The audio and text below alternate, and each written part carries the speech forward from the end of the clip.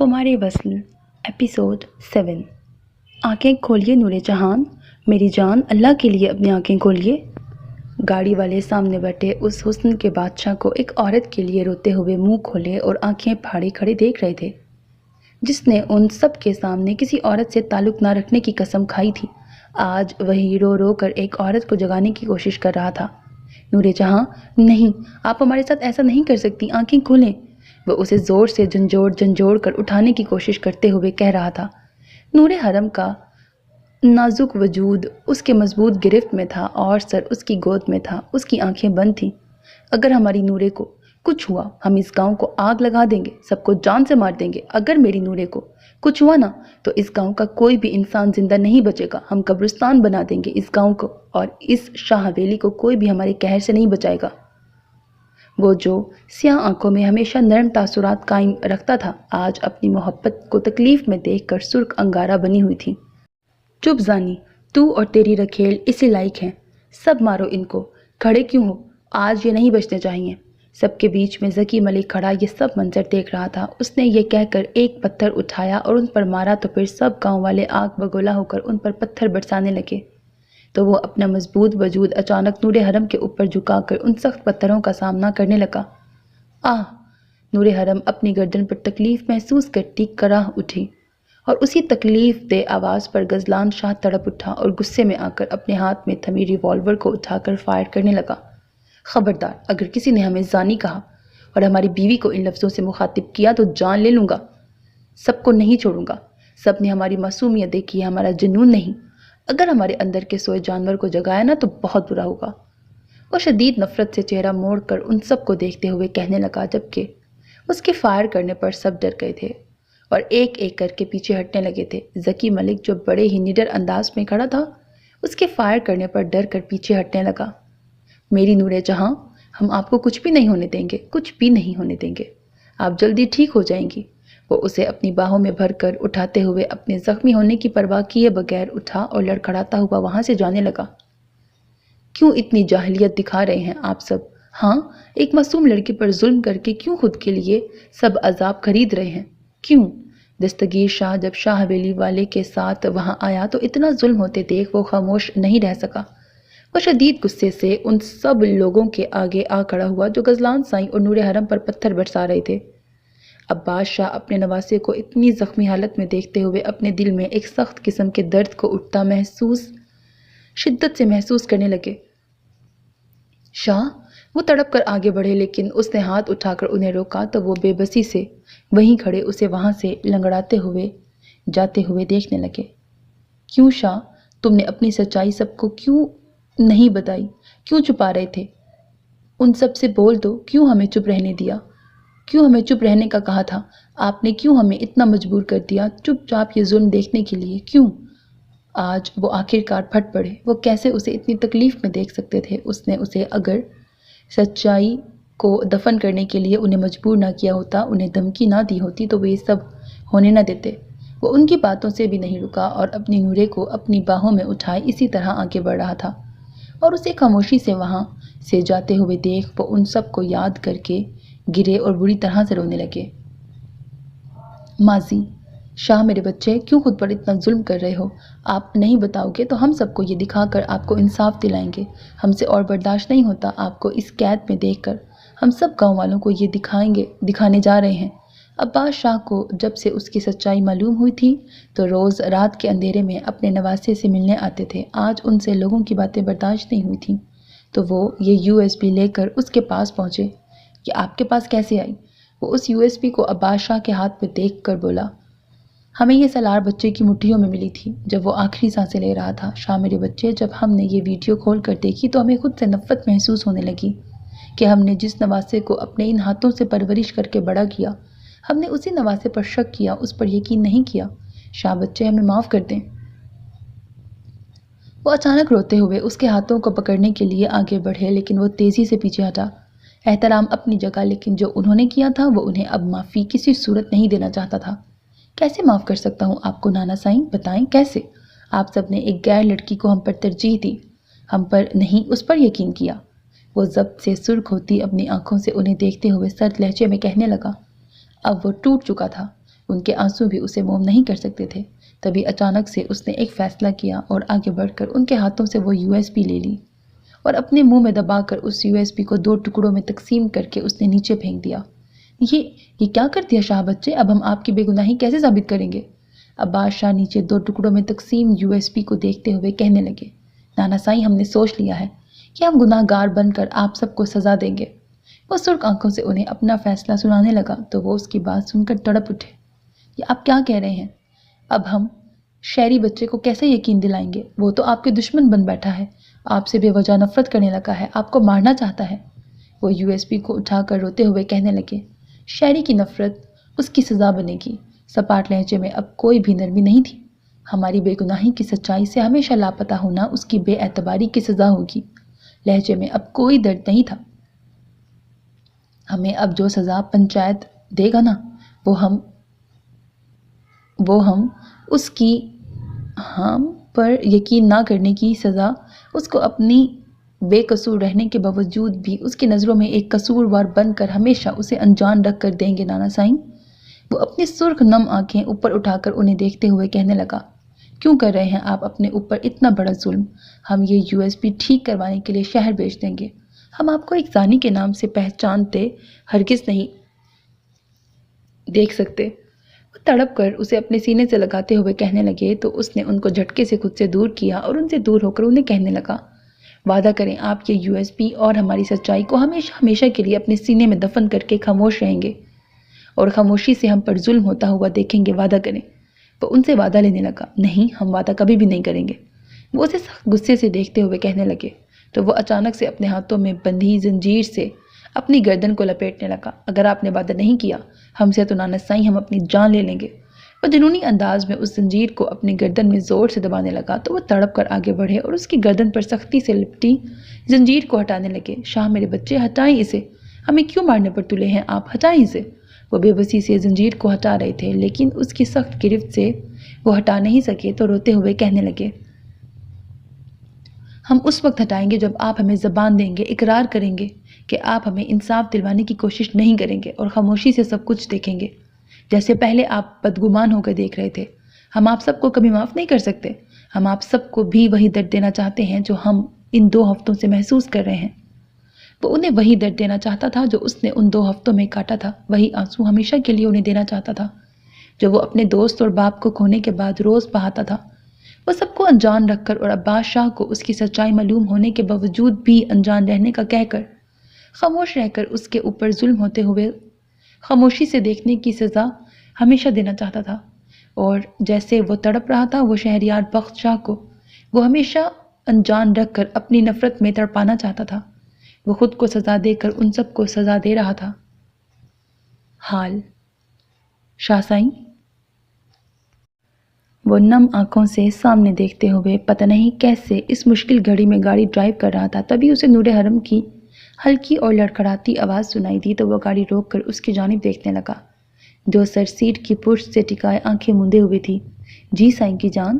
وہ اپنا لرزتا ہاتھ آگے بڑھا کر اس کے زخم رخسار کو چھوتے ہوئے نم آواز سے بولا، سائیں ہمارے قریب آئیں۔ وہ ہکلاتی ہوئی بولی تو وہ تیزی سے اس کے قریب ہوا اور اپنی پیشانی اس کے زخمی پیشانی سے ٹچ کرتا اپنی آنکھیں موند گیا۔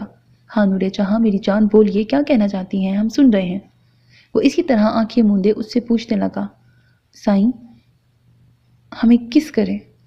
بند آنکھوں سے اپنی پیشانی کی جانب اپنا لرزتا ہاتھ مشکل سے لے جا کر وہ اس حالت میں بھی شرارت کرنے سے باز نہیں آئی اور ہلکی نکاہت زدہ آواز میں بولی، غزلان سائیں اس لمحے بھی اسے شرارت کے موڈ میں دیکھ نم آنکھوں سے مسکرایا، سائیں کی جان آپ ٹھیک ہو جائیں، آپ جو کہیں گی ہم وہی کریں گے۔ وہ نم آنکھیں کھول کر اسے پیار سے دیکھتے ہوئے اس کی پیشانی پر جھکا تو وہ طمانینت سے مسکرا دی، سائیں۔ آنکھیں موندے وہ اس کا نام دوبارہ پکار اٹھی، غزلان سائیں اپنی آنکھیں موندے اس کی پیشانی سے پیشانی ٹچ کیے بولا، اگر ہمیں کچھ ہوا تو آپ ہماری ایک تصویر کھینچیں گے اور نیوز پیپرز پر یہ خبر شائع کروائیں گے کہ ایک کیوٹ سی لڑکی جاہل لوگوں کے ظلم کا شکار ہو کر مر گئی۔ اور وہ نکاہت زدہ آواز میں بولی۔ غزلان سائیں اس کی بات پر تڑپ اٹھا اور اسے سختی سے رخسار سے پکڑ کر وہ اسے نم آنکھوں سے دیکھنے لگا جو بہت بری حالت میں تھی۔ نہیں میری جان، تمہیں کچھ بھی نہیں ہوگا، ہم کچھ نہیں ہونے دیں گے۔ پیشانی کو دوبارہ اس کی پیشانی سے جوڑ کر وہ روتے ہوئے کہنے لگا۔ نور حرم نے مسکرا کر اپنی آنکھیں کھولی تو اسے روتے ہوئے دیکھ وہ تڑپی اور اپنے لرزتے ہاتھ اس کے چہرے پر رکھ کر اپنے اسی ازلی شریر لہجے میں اس سے کہنے لگی، میرے معصوم شاہو رو رہے ہیں؟ ارے میرا بیبی تو نہیں روتے۔ اپنے معصوم سے بیبی سے اپنی آخری خواہش شیئر کر رہی تھی۔ وہ تکلیف کی وجہ سے اور اتنی دیر تک اپنی آنکھیں کھول نہیں پا رہی تھی، اسی لیے وہ آنکھوں کو بند کرتی اٹک اٹک کر اسے کہتی اپنی طرف سے مسکرانے لگی، لیکن وہ مسکرانے کی بجائے رو کر اسے سختی سے اپنے سینے سے لگا گیا اور چیخ چیخ کر رونے لگا۔ نور جہاں میری جان، آپ ہمت سے کام لیں گی۔ اس وقت آپ اپنی صحت کے لیے، اپنی زندگی کے لیے اور ہمارے لیے لڑیں گی۔ وہ اسے اپنے سینے سے لگا کر رونے کی وجہ سے بھاری ہوتی آواز سے کہنے لگا۔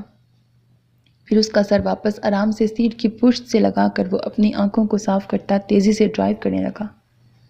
شہریار بخت شاہ آج دوسرے شہر اپنی میٹنگ کے لیے گیا تھا۔ گل رانیہ اور اینی اس بڑے سے محل نما گھر میں اس وقت اکیلے تھے۔ رات کے 12 بجے اچانک سے سبھی گھر کی لائٹس بند ہو گئیں تو وہ ڈر گئی۔ میڈم میں دیکھتی ہوں، میڈ جو وہیں تھی اس نے کہا۔ ٹھیک ہے، وہ اینی کو اپنے سینے سے لگا کر بولی تو وہ میڈ اس کی بات سن کر وہاں سے چلی گئی۔ ابھی 1 منٹ بھی نہیں ہوا تھا کہ باہر سے اس میڈ کی چیخ سنائی دی تو وہ ڈر کر اینی کو اٹھا کر اندازے سے باہر نکلنے لگی۔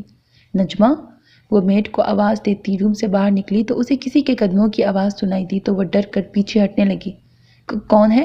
وہ ہکلاتی ہوئی بولی۔ تمہارا سابقہ شوہر جان من۔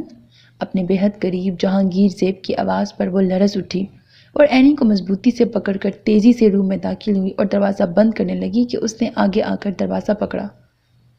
نہ جانے من، یہ غلطی مت کرنا، ورنہ جانتی ہو میں کیا کر سکتا ہوں، کیونکہ رات بھی وہی ہے اور تم بھی جانے من وہی ہو جس کے نازک سے وجود پر میری پینٹ کی بیلٹ پڑا کرتی تھی، اور اف وہ درد بھری سسکیاں آج بھی میرے کانوں میں گونج کر رقص کرتی ہیں۔ اس وقت تم جتنا چیخو گی مجھے اتنا مزہ آئے گا۔ جہانگیر زیب نے آگے بڑھ کر اینی کو اس کے ہاتھوں سے لیا اور پیار کرنے لگا۔ تبھی اچانک لائٹ آ گئی تو وہ سامنے اپنی بیٹی کو اس کی گود میں دیکھ خوف زدہ ہو گئی۔ کچھ دیر بعد اینی اپنے باپ کی گرفت میں سو چکی تھی۔ جانے من، اسے پیار سے جا کر لٹا کر آؤ۔ وہ اینی کے سر پر پیار کرنے کے بعد اسے گل رانیہ کے آگے کرتے ہوئے کہنے لگا، جو ساکت نظروں سے اسے ہی دیکھ رہی تھی۔ اسے کھڑے دیکھ وہ غصے سے ہلکی آواز میں گرایا، کچھ کہہ رہا ہوں میں جانے من تم سے؟ کیا اپنے دوسرے شوہر کے ساتھ رہ کر اب تم بہری ہو گئی ہو؟ وہ اس کی طرف دیکھ رہی تھی، اس کی گراہٹ پر ڈری اور آگے بڑھ کر اینی کو اس سے لے کر خاموشی سے اس کے کوٹ پر لٹا کر مڑی۔ کیوں آئے ہو تم یہاں اس وقت؟ اب کہ وہ سخت نظروں سے اسے دیکھتی غصے سے پوچھنے لگی۔ کیا میں نہیں آ سکتا اپنی سابقہ بیوی سے ملنے جانے من؟ وہ معنی خیزی سے اس کے بدلے نازک سراپے کو دیکھتے ہوئے کہنے لگا، نہیں۔ وہ یہ 4 لفظی کہہ کر اسے شدید غصہ دلا گئی۔ وہ سخت غصے سے آگے بڑھا اور اسے گردن سے پکڑ کر دیکھنے لگا۔ کیوں نہیں آ سکتا ہاں میں اپنی سابقہ بیوی سے ملنے؟ بتا مجھے۔ اب سمجھا، وہ تیرا شوہر تجھے مزے کراتا ہے، اسی لیے اب تو مجھے یہاں دیکھ کر نخرے کر رہی ہے۔ جب وہ اس کے نکاح میں تھی تب وہ رات کو اسے یہی بولی بولتا تھا۔ وہ اس کی گرفت میں تڑپتی ہوئی خود کو چھڑا رہی تھی، تبھی اس نے پیچھے بیڈ پر اسے زور سے دھکا دیا۔ یہ تم کیا کر رہے ہو؟ اسے اپنی بیلٹ نکالتے ہوئے دیکھتی وہ سخت ڈر کر بیڈ پر پیچھے کی طرف کھسکتی ہوئی بولی تھی، تجھے وہ راتیں یاد دلا رہا ہوں جو تو کمینی عورت کسی دوسرے مرد کے ساتھ رہ کر تو اپنے اس سابقہ شوہر کو بھول رہی ہے، اسی شوہر کو یاد دلانا چاہتا ہوں۔ وہ بیلٹ نکال کر اوپر اٹھا کر پہلا وار اس نے اس کی کمر پر کیا تو وہ چیخ اٹھی، تبھی وہ آگے بڑھا اور سختی سے اس کے منہ پہ ہاتھ رکھ کر اس کی چیخوں کا گلا گھونٹنے لگا۔ جانے من، ہماری بیٹی جاگ جائے گی۔ وہ ظالم شخص اس کی سماعت میں اپنی دہشت کر دیتی آواز چھوڑ کر اپنا دوسرا ہاتھ نیچے لے جا کر دوسرا وار اس کی ٹانگوں پر کر گیا تو اس کی سخت ہتھیلی کے نیچے دبے نازک لب درد کی شدت سے پڑپڑا اٹھے۔ آواز اس کی مضبوط ہتھیلی کے نیچے دب کر رہ گئی۔ آج پہلی بار اسے شہریار بخت شاہ کا خیال آیا۔ وہ اسے اپنے دل میں پکارنے لگی، لیکن شاید اب بہت دیر ہو چکی تھی۔ اب وقت اور شاید اس کی سانسیں اس کے اوپر جھکے شخص کے ہاتھوں میں تھیں۔ جان من، تم نے مجھ پر کسی دوسرے مرد کو برتری دے کر اچھا نہیں کیا۔ تم میری نہیں تو اس دوسرے مرد کا بھی میں تجھے ہونے نہیں دوں گا۔ اسے مار مار کر نڈھال کرنے کے بعد وہ پیچھے ہٹا اور اس کے اوپر پیٹرول چھڑک کر اپنی جیب سے ایک لائٹر نکال کر وہ لبوں میں سگریٹ دبا کر اسے آگ کا شعلہ دکھا کر بیڈ سے بہت دور جا کھڑا ہوا اور کاٹ کی جانب بڑھ کر اپنی بیٹی کو کاٹ سے اٹھا کر وہ جلتا لائٹر بیڈ کی جانب اچھال کر اس روم سے باہر نکلا۔ اس کے باہر نکلتے ہی تھوڑی دیر بعد اندر سے گلرانیہ کی چیخیں سنائی دینے لگیں، اور جب وہ اپنی 6 ماہ کی بیٹی کو لے کر اس محل نما خوبصورت گھر سے باہر نکلا تو آگ اس خوبصورت گھر کو جلانے لگی۔ وہ وہیں کھڑا نفرت سے اس گھر کو جلتے ہوئے دیکھنے لگا جس میں ایک معصوم جل کر شاید اپنی زندگی کی آخری سانسیں گن رہی تھی۔ خوبصورت صبح کا آغاز ہو گیا تھا۔ کسی کے لیے یہ صبح خوبصورت تھی تو کسی کے لیے درد سے کم نہیں ہونے والی تھی۔ وہ اسے سرپرائز دینے کے لیے اسے بنا بتائے اپنی میٹنگ ختم کرتے ہی یہاں آیا تھا، لیکن اپنے گھر کو جلتے ہوئے دیکھ وہ تیزی سے دیوانہ وار اپنے گھر کی طرف بڑھنے لگا۔ آپ اندر نہیں جا سکتے، ایک پولیس اہلکار نے اسے نہ پہچانتے ہوئے کہا۔ ڈیم اٹ، اندر میری بیوی اور بیٹی ہے۔ وہ اس اہلکار کی جانب دیکھتے ہوئے شدت سے گررایا۔ لیکن سر، ہم پھر بھی آپ کو اندر جانے کی اجازت نہیں دے سکتے۔ ابھی آگ بجھی نہیں ہے، اندر جانا خطرے سے خالی نہیں ہے، سارا گھر آگ کی لپیٹ میں ہے۔ ایک آفیسر آگے بڑھا اور اسے کندھوں سے پکڑ کر کہنے لگا، تمہارا کیا مطلب ہے کہ اندر جانا خطرے سے خالی نہیں؟ وہاں میری بیوی ہے، میری بیٹی ہے، میں یہاں پر ہاتھ دھر کے کھڑا رہوں؟ وہ انہیں ہٹانے کی کوشش کرتا غصے سے چیخا، سر آپ سمجھ نہیں رہے، گھر پورا جل چکا ہے اور وہ آفیسر اسے سمجھا کر اب تھک چکا تھا۔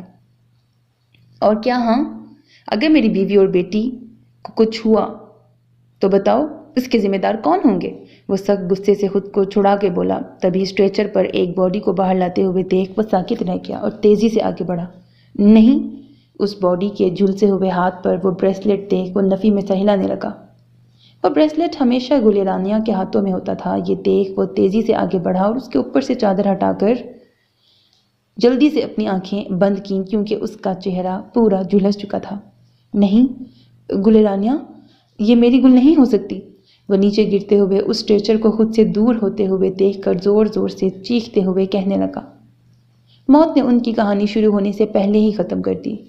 یہ کیسے ہو سکتا تھا؟ وہ تو ابھی ملے تھے، اتنی جلدی وہ ایک دوسرے سے بچھڑیں گے یہ گمان میں بھی نہ تھا۔ یہ اس کے لیے بہت دردناک تھا۔ وہ نیچے زمین پر گرا، زور زور سے روتے ہوئے اپنا سر نیچے زمین پر مارنے لگا۔ سر حوصلے سے کام لیں، اور یہ آگ؟ آفیسر نے آگے بڑھ کر اسے کندھے سے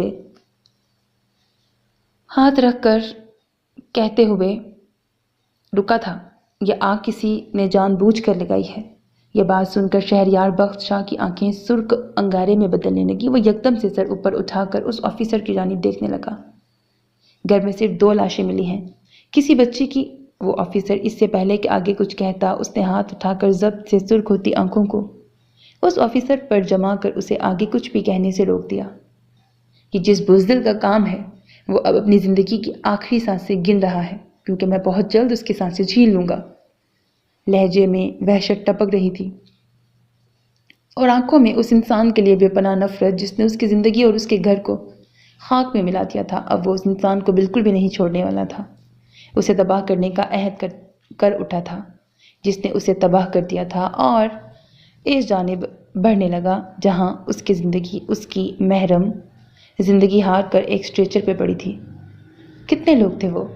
اس وقت وہ ہاسپٹل میں اپنے اس سیکیورٹی گارڈ کے پاس تھا جسے اس انسان نے چاقو سے وار کر کے بری طرح سے زخمی کر دیا تھا۔ ایک گارڈ تو موقع پر ہی ہلاک ہو گیا تھا، اور اس گارڈ کی قسمت اچھی تھی اور اس قاتل کی بری جو آج وہ زندہ تھا۔ سر وہ ایک ہی تھا، وہ گارڈ نقاہت سے بولا۔ کیا اینی میری بیٹی کو اسے لے جاتے ہوئے تم نے دیکھا تھا؟ وہ سنجیدگی سے اس سے پوچھ رہا تھا جو رکے بغیر اسے اس کے سوالوں کے جواب دے رہا تھا۔ میں نے نہیں دیکھا، اس نے مجھے اور سلیم کو چاقو سے مارا تھا۔ وہ تو موقع پر چل بسا لیکن میں بے ہوش ہو گیا تھا، اسی لیے بعد میں جو ہوا مجھے پتہ نہیں ہے سر، مجھے معاف کر دیں، میں نے اپنی ڈیوٹی صحیح سے انجام نہیں دی۔ وہ سب باتیں یاد کرتے ہوئے کہنے لگا جو اس حادثے سے پہلے پیش آیا تھا۔ آخر میں وہ روتے ہوئے اپنے ہاتھ جوڑتے ہوئے کہنے لگا، شکیل اس میں تمہاری غلطی نہیں ہے، غلطی میری ہے۔ میں نے اپنی بیوی اور بچی کو اکیلا کیوں چھوڑا؟ شاید مجھے اس کی سزا ملی ہے۔ وہ کون تھا؟ کیا تم نے اس کا چہرہ دیکھا تھا؟ وہ اس کے جڑے ہاتھوں کو کھولتے ہوئے کہنے لگا، جی سر، میں نے دیکھا تھا۔ اسے اچھے سے اس کا چہرہ یاد تھا کیونکہ وہ شخص اتنی دلیری سے وہاں بنا چہرہ چھپائے آیا تھا۔ شاید یہ پلان اس نے سوچ سمجھ کر کیا تھا۔ کیا وہ یہ تھا؟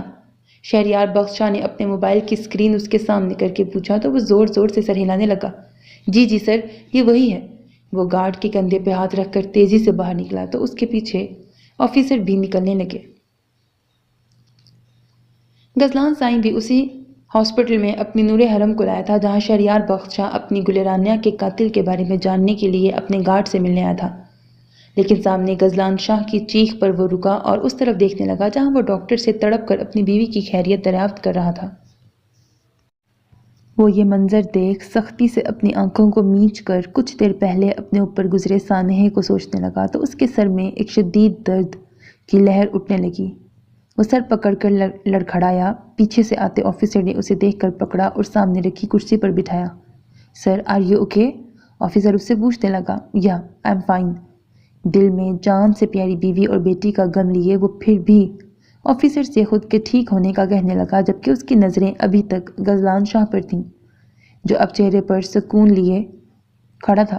اچانک وہیں سجدے پر گرا اور رو رو کر ہاسپٹل کی چھت کی طرف دیکھ کر پتہ نہیں کیا کہنے لگا۔ سر، ہم نے آپ کی فیملی کو انفارم کر دیا ہے، وہ بس آتی ہوں گی۔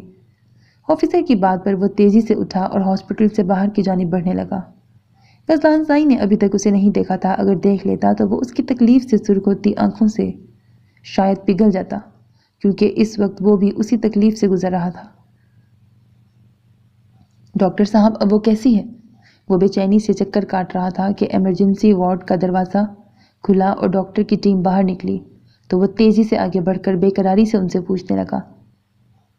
ڈاکٹر الیاس جنجوعہ تعجب سے اسے دیکھنے لگے کیونکہ وہ اس کا ایک مرید تھا اور یہ بھی جانتا تھا کہ وہ پیر کے تخت پر کیوں بیٹھا تھا۔ پیر سائیں، وہ بہتر ہے لیکن ہم بیبی کو نہیں بچا سکے، آئی ایم سوری۔ ڈاکٹر کی بات پر وہ جو خوش ہو رہا تھا، اگلی بات پر اس کی آنکھوں سے آنسو بہنے لگے۔ یہ آپ کیا کہہ رہے ہیں ڈاکٹر صاحب؟ وہ ڈاکٹر کی ٹیم کو دیکھتے ہوئے کہنے لگے، دیکھیں، ان پر پتھر برسائے گئے تھے۔ یہ پولیس کیس ہونے کے باوجود بھی ہم نے آپ کی وجہ سے یہ ہینڈل کیا، ورنہ ہم اس طرح کے کیس انویسٹیگیشن سے پہلے بالکل بھی ہینڈل نہیں کرتے۔ ہم آپ کی مرید ہیں۔ ویسے یہ لڑکی آپ کی کون لگتی ہیں؟ ہمیں اچھے سے پتہ ہے۔ آپ نے وعدہ کیا تھا آپ شادی نہیں کریں گے، پھر یہ کون ہے؟ وہ ڈاکٹر ان کے گاؤں کے پاس کے گاؤں کے سرپنچ کا بھائی تھا، اسی لیے اسے سب کچھ پتہ تھا۔ آپ کیسے ڈاکٹر ہیں؟ اپنے پیشنٹ کا ٹریٹمنٹ کی بجائے یہاں کھڑے اس کا بایو ڈیٹا معلوم کر رہے ہیں۔ افسوس ہو رہا ہے ہمیں آپ کو ڈاکٹر کے کوٹ میں دیکھ کر۔ الیاس جنجوعہ، وہ افسوس بڑی نظروں سے اس ڈاکٹر کو دیکھنے لگا تو وہ سخت شرمندہ ہو گیا، جبکہ وہ وہاں کھڑا یہ سوچنے لگا، غصے سے اس کی مٹھیاں بھیجنے لگیں کہ ان شاہ حویلی اور گاؤں والوں کی وجہ سے اسے ہمیشہ درد ملتا تھا۔ اس نیک شریف خوبصورت نوجوان کے اپنوں نے، اس کے سگے خون کے رشتوں نے اسے دکھ بے اعتباری نفرت دے کے اسے آج ایک درندہ بنا دیا تھا۔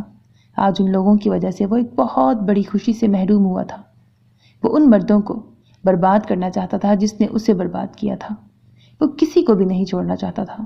اس نے شرافت کا دامن چھوڑ کر ظلم کو اپنا لیا تھا۔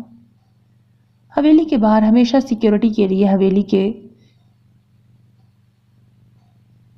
وہ مرد ملازمین ہوتے تھے جنہیں ٹرین کیا گیا تھا۔ آج بھی معمول کی طرح 10 ملازمین حویلی کے ہر حصے میں گھوم رہے تھے۔ وہ حویلی کے باہر کھڑا اونچے دیواروں کو دیکھ رہا تھا اور سوچ رہا تھا کہ اندر کیسے جانا چاہیے۔ تبھی پیچھے سے آ کر کسی نے اس کے کندھے پہ ہاتھ رکھا تو وہ چونکا اور اپنے ساتھ کھڑے ذکی ملک کو دیکھنے لگا جو خباثت بھری مسکراہٹ چہرے پر سجائے اسے دیکھ رہا تھا۔ میں نے پتہ کیا ہے اپنے خاص بندے سے جو اس حویلی میں کام کرتا ہے۔ اس نے کہا تھا کہ سب حویلی کے مرد شہر گئے ہیں، اس وقت صرف 3 عورتیں ہیں اندر۔ تم لالے کس کی زندگی تباہ کرنے آئے ہو یہاں؟ ذکی ملک نے ذلالت سے کہہ کے اپنے سینے پہ ہاتھ پھیرا تو وہ درندہ صرف شیطان جو اپنی آنکھوں میں بدلے کی آگ لیے کھڑا تھا اسے دیکھنے لگا۔ جس نے مجھے تباہ کیا تھا نا، اس کی زندگی تباہ کرنے میں آیا ہوں۔ اسے زندگی سے نفرت کرنے پر مجبور کرنے آیا ہوں میں۔ اس کی سانسوں کو تنگ ضرور کر دوں گا لیکن اسے مرنے نہیں دوں گا۔ اسے ایک ایسا درد دوں گا کہ وہ ساری زندگی خود سے بھی ڈرے گی۔ وہ سخت ہولناک لہجے میں کہتا، اپنی وحشت انگیز سرد آنکھوں سے حویلی کی دیواروں کی اونچائی کو دیکھ کر اندر جانے کے لیے پر تولنے لگا۔ اس کا دل اس کے پاس جانے کے لیے اتنا مچل رہا تھا کہ اس کے دماغ میں اس وقت کوئی بھی پلان نہیں آ رہا تھا۔ لالے، کیا اس بار مجھے بھی موقع ملے گا؟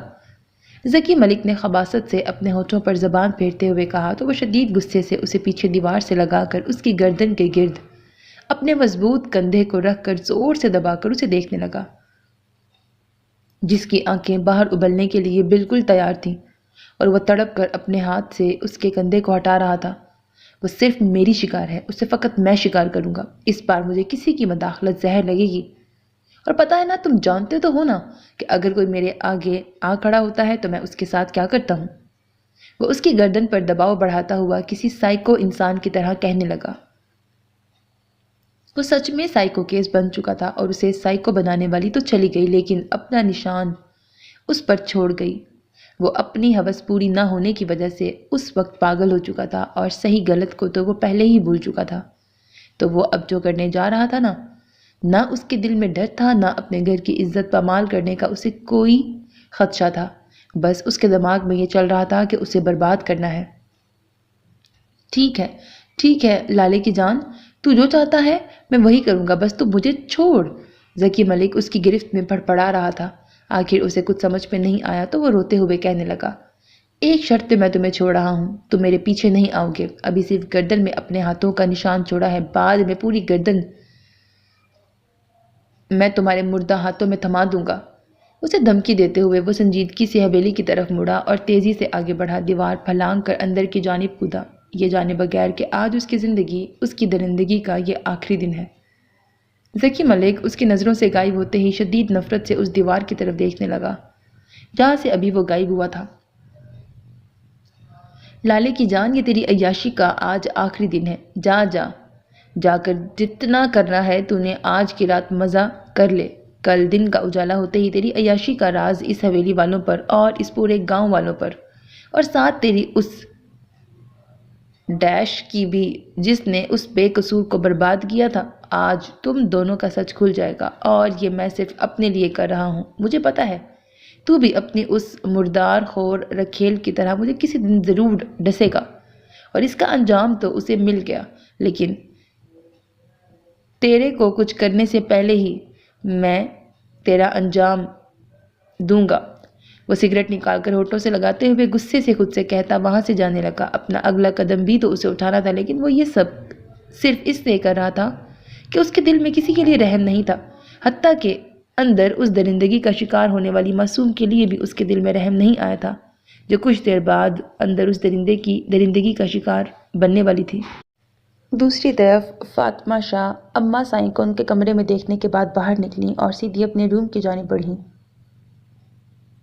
یہ جانے بغیر کہ وہاں اس کی بربادی بے صبری سے اس کا انتظار کر رہی ہے۔ اس وقت حویلی میں اماں سائیں فاطمہ شاہ اور زینب شاہ کے علاوہ وہ 10 ملازمین تھے، باقی سب مرد شہریار بخش شاہ کے پاس گئے تھے اسے یہاں لانے کے لیے۔ تم تو جیل میں بند تھے نا، پھر یہاں کیسے آئے؟ فاطمہ شاہ جب اپنے روم میں داخل ہوئی تو سامنے بیڈ پر بیٹھے شخص کو دیکھ وہ ساکت رہ گئی، پھر غصے سے آگ بگولا ہو کر اس سے پوچھنے لگی، وہاں اندر رہ کر میرا اندر تک جل رہا تھا، سوچا یہاں آ کر اس جلن کو کچھ کم کر لوں۔ وہ ہوس بھری نظروں سے اس کے بڑی سی چادر میں چھپے نازک سراپے کو دیکھتے ہوئے کہنے لگا۔ فاطمہ شاہ اس کی نظروں میں ہوس دیکھتی ساکت رہ گئی۔ علی، کیا تم وہی نقاب پوش درندے ہو جو 1 سال سے معصوم لڑکیوں کی عزت رات کے اندھیرے میں اجاڑ رہا ہے؟ وہ اس کی آنکھوں میں ہوس دیکھتی ٹوٹے پھوٹے الفاظ اپنے منہ سے نکال کر قدم پیچھے لے جانے لگی۔ ہاں، میں وہی درندہ سے شیطان ہوں جس نے 1 سال پہلے اس گاؤں کی 2 لڑکیوں کو اجاڑا تھا، اور ایک پاس کے گاؤں کی، تمہیں یاد ہے نا، ماروی شرجیل موسیٰ بابا کی بہو، وہ شرجیل سومرو جو اتنی پیاری سی بیوی کی موت کو سہ نہیں سکا۔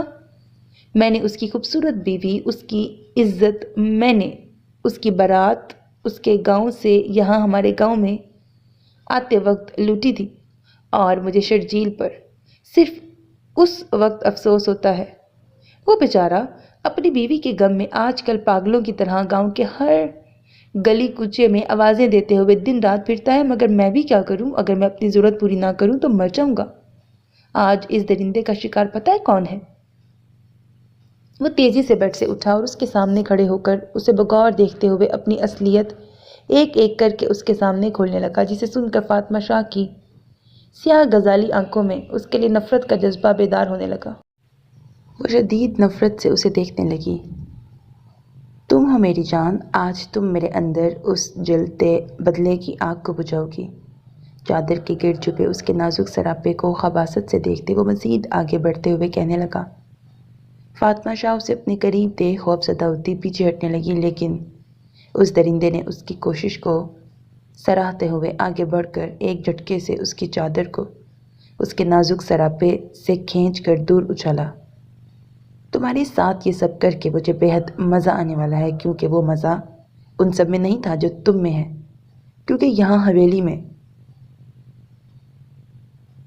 میں نے کیا وہ تمہارے مرے بھائی نے بھی شاید آج تک تمہارے بال نہیں دیکھے ہوں گے کہ کس رنگ کے ہیں اور لمبے ہیں یا چھوٹے ہیں، لیکن افسوس فاطمہ، یہ سب چیزیں تمہارے شوہر سے پہلے یہ درندہ دیکھ رہا ہے۔ اس کی نظروں سے خوف زدہ ہوتی فاطمہ شاہ اپنے دونوں نازک گورے ہاتھوں کو بری طرح سے اپنے دھڑکتے دل پہ رکھے کھڑی بری طرح سے لرز رہی تھی۔ تبھی وہ ان ہوس زدہ نظروں کو برداشت نہ کر سکی اور روتی ہوئی اپنی آنکھیں سختی سے میچ کر سسکنے لگی۔ تمہاری ان خوبصورت تراشے ہوئے لبوں سے جتنی بھی سسکیاں نکلیں گی نا، مجھ میں اتنا ہی جنون بڑھتا جائے گا۔ میں اتنا تم پر بوجھ بنتا جاؤں گا، تم برداشت کرنے کے قابل بھی نہیں رہو گی۔ جانے من چپ چاپ خاموشی سے کھڑی ہو کر خود کو مجھ سے بچاؤ، ورنہ وہ اپنی جیب سے چاقو نکال کر خباثت سے کہتا، اس کی فراک کو آستین کے اوپر والے حصے کو ایک ہی جھٹکے میں پھاڑا تو اتنی ظلمت پر وہ نازک وجود لرزی۔ وہ اتنی بہادر نہیں تھی کہ اس درندے کو روکتی۔ وہ بس کھڑی سسکیاں بھرتی اپنا نازک ہاتھ آستین کی اس جگہ پر لے جانے لگی جہاں سے اس نے چاقو سے پھاڑا تھا۔ علی، تم یہ سب مت کرو، خدا کے لیے اپنے نام کو سوچو، اپنی ذات کو سوچو۔ کیا یہ جو تم کر رہے ہو تم ٹھیک کر رہے ہو؟ یکدم سے وہ آنکھیں کھولتی لرزتی ہوئی آواز میں کہنے لگی، تو اس کی بات پر وہ زور سے ہنسنے لگا۔ پہلی بات، میرا نام علی نہیں اور نہ ہی میرے نام کے آگے شاہ لگنے والا تھا۔ پتہ ہے میرے نام کے آگے کیا لگنے والا تھا؟ یہ سن کر فاطمہ شاہ کو شبہ ہوا جیسے وہ پاگل ہے، لیکن اس کی آنکھوں میں غصہ نفرت دیکھ وہ تیزی سے اپنی آنکھیں ہٹا گئی۔ کیا؟ یہ 3 لفظی کہہ کر وہ اس کے سوال کا جواب پوچھنے لگی۔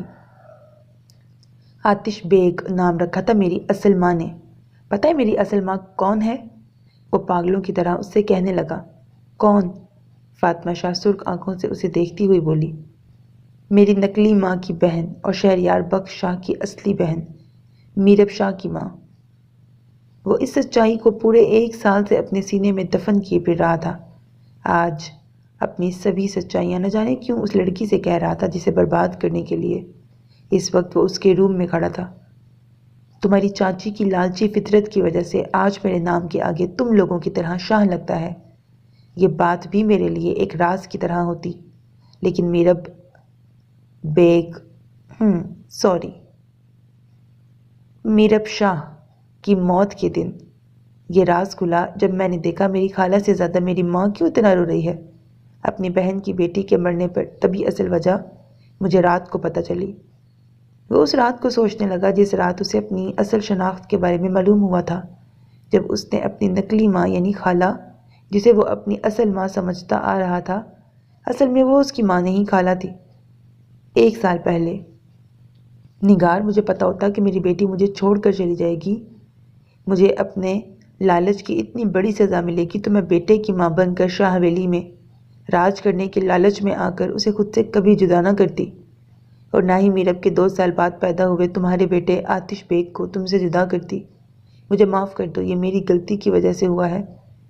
وہ میرا بیگ کے روم سے نکل کر لان میں آیا تھا، لیکن وہاں سے چھت پر جانے والی سیڑھیوں کی طرف اسے اپنی ماں کی روتی ہوئی آواز سنائی دی تو وہ آگے بڑھا، اور جو اس نے سنا وہ شاکڈ رہ گیا۔ آج ہی کے دن اسے 2 بڑے جھٹکے ملے تھے۔ اسے پتہ نہیں تھا، ایک میرا بیگ کی موت اور دوسرا اپنی شناخت کی سچائی۔ وہ وہیں کھڑا ان دونوں عورتوں کی باتیں سننے لگا جو کہہ رہی تھی، اگر میں اسے پیدا ہوتے اس لالت سے تمہیں نہ دیتی کہ تمہارے یہاں جب بیٹا پیدا ہوگا تب تم اسے مجھے دو گی۔ وہ رو رہی تھی، اور ان کے رونے سے بھی اسے یہ سب سن کر ان کے لیے دکھ بھی محسوس نہیں ہو رہا تھا۔ اب ان کے لیے دل میں کچھ بھی احساس باقی نہیں رہا تھا۔ اللہ، کتنی بونگیاں جل رہی ہیں۔ نگار، ہم اس وقت اتنا ناٹک نہ کرتے۔ مجھے افسوس ہوتا ہے، سوچتی ہوں کہ کیسے میں نے 2 بار وقت سے جھوٹ بولا۔ ایک بار اس وقت جب ہماری بیٹی میرا پیدا ہوئی تو میں نے اسے مردہ قرار دے کر اسے دھوکے میں رکھا۔ پھر جب تم پریگننٹ ہوئی تو میں نے اس سے یہ جھوٹ بول کر یقین دلایا کہ میں دوبارہ ماں بننے والی ہوں۔ اتنا بڑا دھوکہ اس نے اسے بھی دیا تھا، اس شخص کو بھی جو ان کا محرم تھا، اور ان کو بھی جہاں وہ اتنے سال رہ رہا تھا۔ وہ شاہ نہیں تھا، بیگ تھا۔ یہ سوچ اس کے لیے اذیت کا باعث بن رہا تھا۔ اس نے یہاں کے ماحول کو دیکھا تھا، یہاں بے حیائی عام تھی۔ اب اسے اپنے نفس پہ قابو نہ ہونے کی وجہ سے سمجھ میں آنے لگا، کیونکہ وہ اس بے حیائی سے نکل کر ایک پاکیزہ جگہ پر پرورش پانے کے باوجود بھی بچپن سے وہ اپنے اصل میں ہی جی رہا تھا۔ نگار، ایک بیٹے کے ہوتے ہوئے بھی میں نے خود کو سالار شاہ کی ماں سے سب کی نظروں میں خود کو اوپر کرنے کے لیے 2 بیٹوں کی ماں بننے کا پلان کیا، اور میرا پلان اس وقت پورا ہوا جب تمہارے یہاں میرب کے بعد 2 سال بعد آتش بیگ پیدا ہوا تو وعدے کے مطابق تم نے اپنا بیٹا مجھے دیا، اور اس دن جو ناٹک میں نے کیا ہاسپٹل میں ایڈمٹ کر کے، ان سب کا سوچتی ہوں تو نگار مجھے خود سے سخت نفرت ہونے لگتی ہے۔ پتہ نہیں کیوں میں نے وہ سب کیا۔ نفرت تو اس وقت اسے بھی ان پہ ہو رہی تھی۔ دل چاہ رہا تھا اس لالچی عورت کو ابھی زمین میں زندہ گاڑ دے۔ وہ غصے سے صرف اپنی مٹھیاں بھینچنے لگا۔ وہ بہت جلد بدلہ ان سے کچھ الگ طرح سے لینے والا تھا۔ یہ اس کے کیا کسی کے بھی وہم و گمان میں نہیں تھا۔ اب پتہ چلا نا کہ میں کیوں درندہ بنا، کس کی وجہ سے بنا۔ پتہ ہے، مجھے افسوس نہیں ہوتا یہ سب کرتے ہوئے، کیونکہ جب میں ظالم بنتا ہوں تو میں آتش بیگ بن جاتا ہوں۔ مجھے یاد نہیں رہتا کہ میں علی ہوں، کتنے پیارے نام کا مالک، لیکن اس وقت میرے دماغ میں ان 2 عورتوں کی باتیں گونجتی ہیں تو مجھے اپنی سچائی پتہ چل جاتی ہے، اور میں نفرت کی آگ میں جلنے لگتا ہوں۔ پھر بعد میں کیا ہوتا ہے یہ مجھے بتانے کی ضرورت نہیں ہے۔ تم سمجھدار ہو، اگر تم سمجھدار نہیں ہو تو میرے یہاں سے جانے کے بعد تم سمجھدار ہو جاؤ گی۔ وہ اس کے ساکت نازک وجود کو دیکھ کر نیچے فرش پر گرا کر پیچھے پلٹا، اور دروازہ بند کر کے اس کی جانب پلٹ کر بڑھنے لگا، جبکہ وہ اس کی سچائی، اس کی اصل شناخت کو جاننے کے بعد ساکت ہو گئی تھی کہ اس کے زور سے دھکا دینے پر نیچے فرش پر گری۔ لیکن تھوڑی دیر بعد کمرے میں اس کی ہولناک چیخیں سنائی دینے لگیں۔ اس کی تڑپ اور سسکیوں کی آوازیں روم کے در و دیوار کو ہلانے لگیں۔ اس کا روم اس جگہ پر تھا جہاں اس کی چیخیں کسی کو سنائی نہیں دے سکتی تھیں۔ جب اس معصوم کی چیخیں دم توڑنے لگیں تو وہ درندہ اٹھا، اور جس طرح خاموشی سے آیا تھا اسی طرح خاموشی سے وہاں سے چلا گیا۔ فاطمہ شاہ کی آنکھیں ابھی کچھ دیر پہلے اپنے اوپر ہوئے ظلم پر نمکین پانیوں سے لبریز ہونے لگیں۔ وہ خاموشی سے روتی ہوئی مشکل سے اٹھی، اور اپنے پھٹے ہوئے لباس کو اپنی بڑی سی چادر میں چھپا کر وہ لنگڑاتے ہوئے روم سے باہر نکلی، اور دھندلی نظروں سے حویلی کے بڑے سے ہال سے نکل کر حویلی سے باہر آئی اور پچھلے حصے کی جانب بڑھنے لگی۔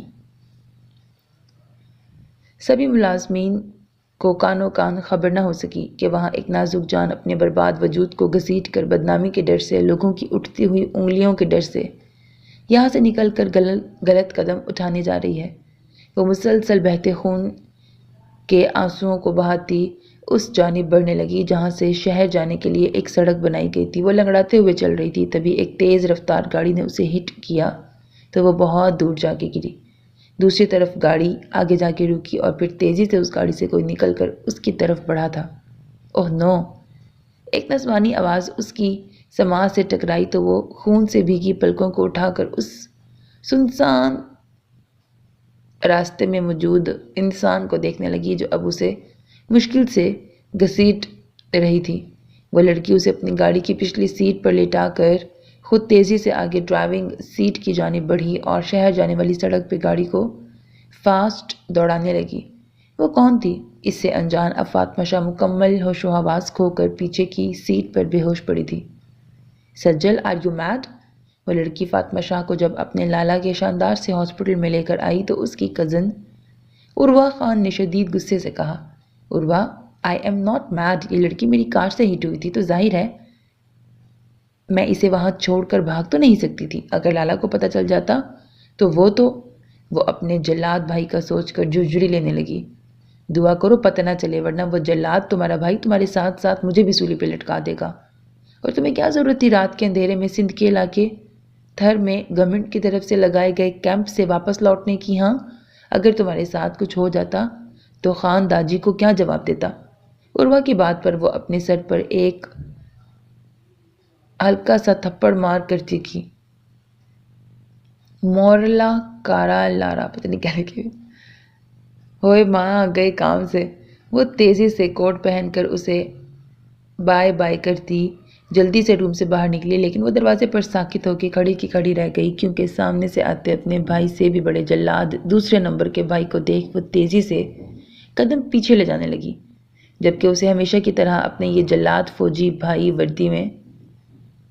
وردی میں شاندار لگ رہا تھا، مگر پیشانی پر لات ادا شکن سجائے وہ اسے ہمیشہ ڈراؤنا لگتا تھا جبکہ وہ وہیں بڑھ رہا تھا۔ شاید اسے پتہ چل گیا تھا وہ کیا کارنامہ کر کے آئی ہے۔ سجلی اوسلا کارا تلیدہ، اس کے سیاہ قیمتی جوتے کو دیکھتی ہوئی وہ بڑبڑائی، حیدر لالا آپ یہاں؟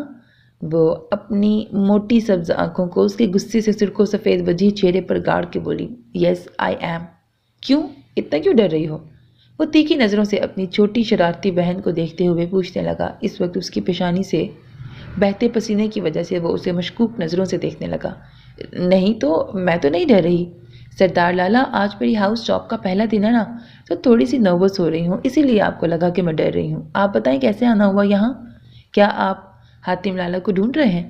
وہ اپنی پیشانی سے پسینے کی بوندوں کو صاف کرتی ہنس کر کہنے لگے، لیکن نظریں جب سامنے جلاد کی اپنی ہی طرح کی سبز رنگ کی کانچوں پر پڑی تو وہ ڈر گئی، کیونکہ وہاں اس وقت سبز کی جگہ سرخ بھی رنگ مل رہا تھا۔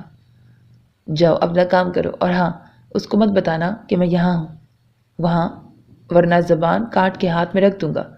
وہ شدید غصے سے اسے وہاں سے بھگا کر خود اپنے قدم آگے بڑھانے لگا، تبھی اسے سامنے کے روم سے کسی کی دردناک سسکیاں سنائی دیں تو وہ وہیں ٹھہرا، پھر جھٹکے سے اپنی سرخ سبز آنکھوں میں اس روم کی جانب دیکھنے لگا جہاں سے ابھی سجل خان نکلی تھی۔ سنجیدگی سے اس روم کی جانب بڑھا اور زور سے دروازہ کھول کے اندر داخل ہوا، لیکن سامنے بیڈ پر ایک نازک وجود کو تڑپتے ہوئے دیکھ وہ ساکت رہ گیا تھا۔ نہیں، مجھے ہاتھ مت لگاؤ، مجھے۔ وہ معصوم چہرہ ڈر کے مارے پیلا پڑ رہا تھا اور نیلے ہونٹ اس کے ساتھ ہوئی زیادتی کی داستان چیخ چیخ کر سامنے کھڑے سردار حیدر خان کو سنا رہے تھے۔ اس معصوم نازک گڑیا کی تڑپ پر وہ اس ملک کا مضبوط سپاہی، جو لڑکیوں سے سخت نفرت کرنے والا سردار، اس کی سبز آنکھوں سے ایک قطرہ نکلا اور غصے کی زیادتی سے مضبوط ہاتھوں کی نیلی نسیں کھنچنے لگی۔ وہ سامنے تھی اور میں سوچتا رہا، جو ذہن میں سوال تھے کہاں گئے؟ مجھے تو خیر عشق کھا گیا، مگر جو تیرے سرخ گال تھے کہاں گئے؟ وہ اب نہیں آئے گی شہری بچے، ضد چھوڑ دو اور واپس چلو حویلی۔ عباس شاہ نے اپنے پوتے کو دیکھا جو کب سے اپنے روم میں بیٹھا گل رانیہ کی تصویر دیکھ رہا تھا۔ نہیں، میں وہاں نہیں جاؤں گا، یہاں میری گل کی خوشبو چاروں طرف موجود ہے اور شاید وہ بھی یہی کہیں ہوگی، میں بھلا اپنی گل کو چھوڑ کر کیسے جا سکتا ہوں؟ وہ پاگلوں کی طرح کہتا انہیں دیکھنے لگا۔ شہری بچے خود کو سنبھالو۔ عباس شاہ نے بے بسی سے اپنے جوان پوتے کو دیکھا جس کی نیلی آنکھوں میں اس وقت ایک روگ تھا اور لبوں پہ فقط ایک نام، شہری بھائی چلے نا، یہاں کچھ بھی نہیں ہے، وہاں اماں سائیں اور فاطمہ زینب انتظار کر رہی ہوں گی، وہ وہاں تنہا ہے، ابھی تک اس لٹیرے کا پتہ نہیں چلا۔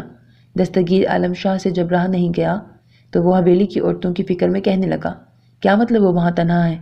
تم کیوں آئے ہو یہاں؟ ہاں؟ اب کے شہریار بخش شاہ کو اپنی حویلی میں موجود عورتوں کا سن کر سخت غصے میں آ کے کھڑا ہو گیا اور دستگیر شاہ سے سخت لہجے میں کہنے لگا، شہری بچے، کیا آپ چل رہے ہیں؟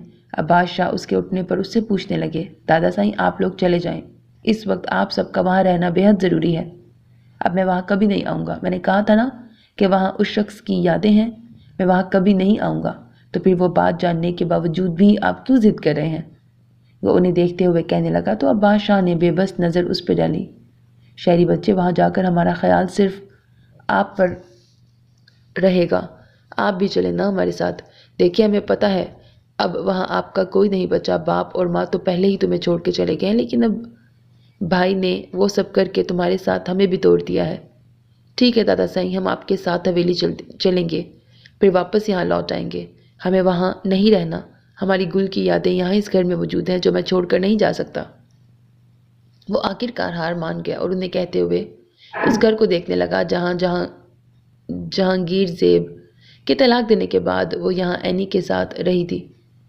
اس کا گھر تو جل چکا تھا اور وہ جہانگیر زیب اینی کو لے کر پتہ نہیں کس کونے میں جا چھپا تھا کہ پولیس کو اب تک اس کا پتہ نہ چل سکا تھا۔ وہ روز پولیس اسٹیشن جا کے پوچھتا، لیکن یہاں کی پولیس نے کبھی وقت پر کام کیا تھا جو اب کرتی۔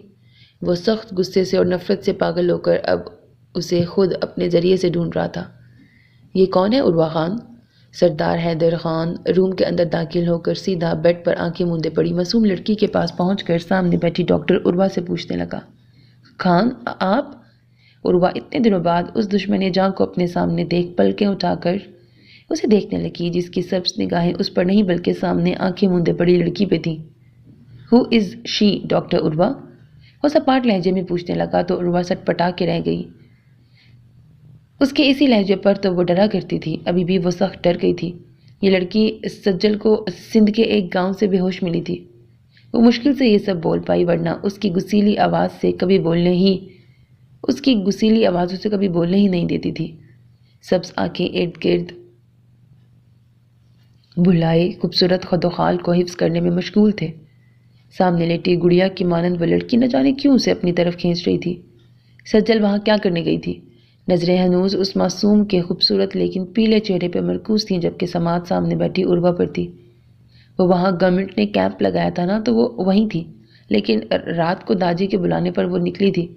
وہ ڈرتی ہوئی اپنی دراز پلکوں کو اوپر اٹھا کر اس دشمنی جاں کو دیکھنے لگی جو اپنی بہن کے رات کو نکلنے والی بات پر غصے سے اپنی مٹھیاں بھینچنے لگا۔ مجھے اس لڑکی کے بارے میں بتاؤ، مجھے اس لڑکی کے بارے میں اور بھی جاننا ہے، اس کے ساتھ کیا وہ سب تو نہیں ہوا؟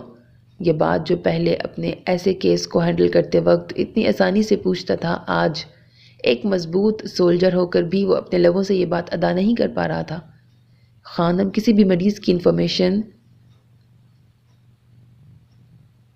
ان نون پرسن کو نہیں دیتے۔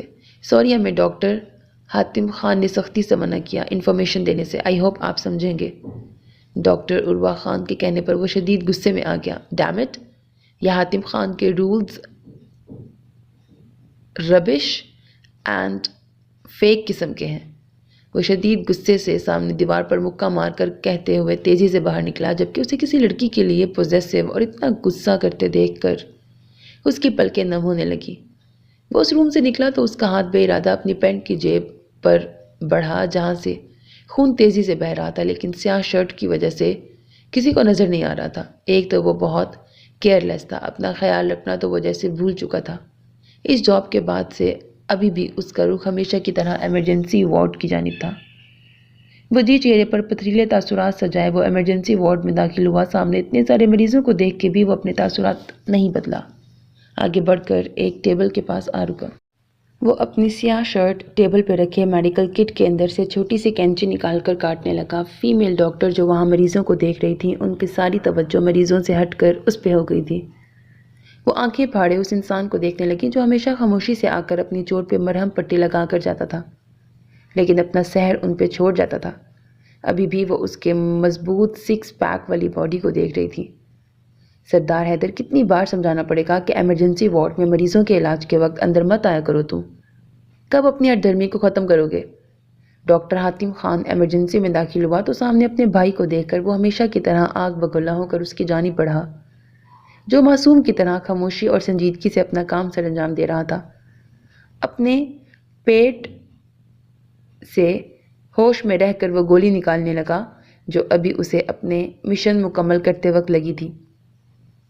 جب تم مجھے روکنا بند کرو گے تب سردار حاتم خان، اس کی سخت اور سنجیدہ آواز ایمرجنسی وارڈ میں گونجی۔ ایسا کبھی نہیں ہوگا، یہ میرا ہاسپٹل ہے تو یہاں رولز بھی میرے ہی چلیں گے۔ تم ہوتے کون ہو یہاں اس طرح مریضوں اور ڈاکٹرز کو ڈسٹرب کرنے والے؟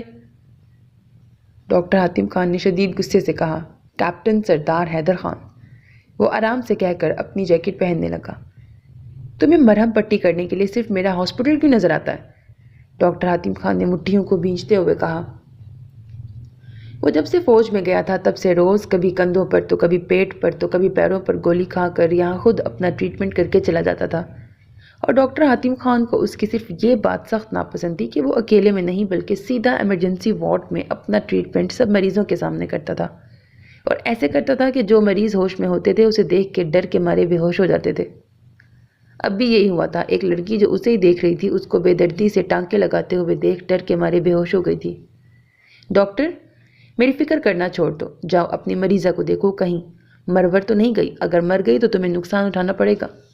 یہ لڑکی منسٹر کی سگی ہے، وہ سپاٹ لہجے میں کہتا اسے اس لڑکی کے بارے میں بتانے لگا جو منسٹر کی رکھیل تھی، اور اسے ڈراتے ہوئے اسے بہت مزہ آیا تھا۔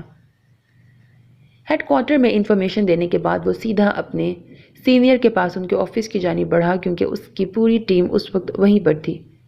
آج ان کی ایک اہم میٹنگ تھی۔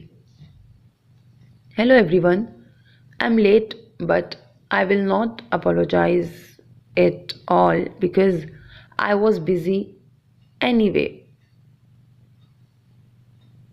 وہ اپنے ازلی مغرورانہ انداز میں کہتا اپنی ٹیم کو دیکھنے کے بعد غصے سے آگ بگولا ہوتے اپنے سینئر کو دیکھنے لگا۔ Captain, this is not fair, تم کب ٹائم پہ آیا کرو گے؟ سینئر کی غصے کی پرواہ کیے بنا وہ آگے بڑھا اور ان کے برابر جا کے بیٹھ گیا۔ جب آپ کم ڈاٹا کریں گے تب۔ وہی ازلی سنجیدہ لہجہ، جبکہ ٹیبل کے پیچھے بیٹھا اس کا سینئر صبر کے گھونٹ بھر کے رہ گیا، ورنہ ان کا دل تو چاہ رہا تھا سامنے ٹیبل پہ رکھا کپ اس کی پیشانی پہ لاتعداد بلوں پہ مار کر انہیں درست کر دیں۔ جو ہمیشہ اس کی پیشانی پر فخر سے سر بلند کیے ان کا مذاق اڑاتے ہوئے نظر آتے تھے۔ اوکے، آئی ول ٹرائی، میں جلد آ کر اپنا یہ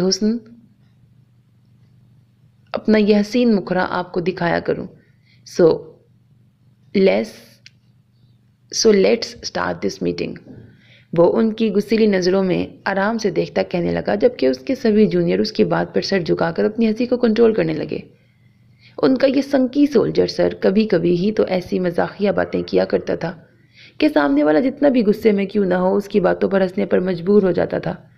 اب بھی یہی ہوا تھا۔ سامنے ٹیبل کے پیچھے بیٹھے ان سب کے سینئر نے زور سے کہا ضرور لگا اٹھا تھا، اور اس کے ساتھ ہی کیپٹن سردار حیدر خان کے جونیئر بھی کہا لگانے لگے، جبکہ وہ اسی طرح بیٹھا بیزاری سے کبھی چھت کو تو کبھی ان لوگوں کو دیکھنے لگا۔ کیپٹن کی مشن بہت الگ ہے، اس بار تم لوگوں کو ملک سے باہر نہیں ملک کے اندر رہ کر یہ مشن کمپلیٹ کرنا ہے، کیونکہ ملک میں زیادتی اغوا کیسز بڑھ رہے ہیں۔ سب ٹیبل کے پیچھے بیٹھے اپنے سینئر کی جانب متوجہ ہو گئے۔ بس وہ پیپر ویٹ کے ساتھ کھیل رہا تھا اور یہ بات سامنے بیٹھے سینئر کو سخت ناگوار گزری۔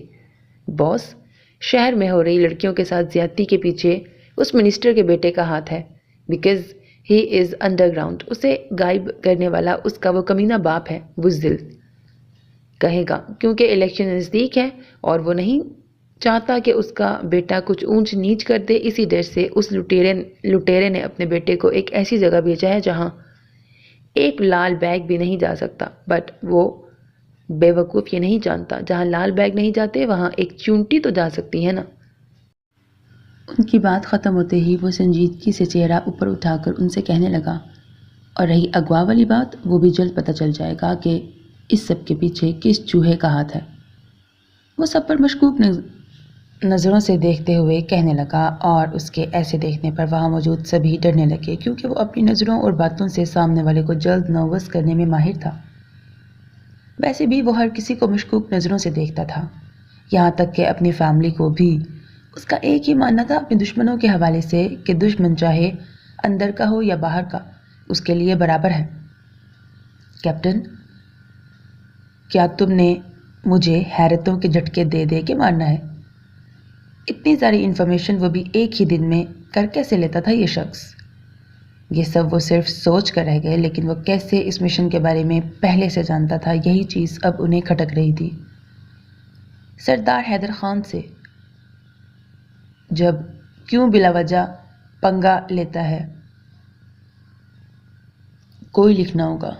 جب کوئی بلا وجہ پنگا لیتا ہے نا، تو اس کی انفارمیشن 1 منٹ کے اندر اندر وہ کتوں کی طرح ہر جگہ سونگ کر نکالتا ہے۔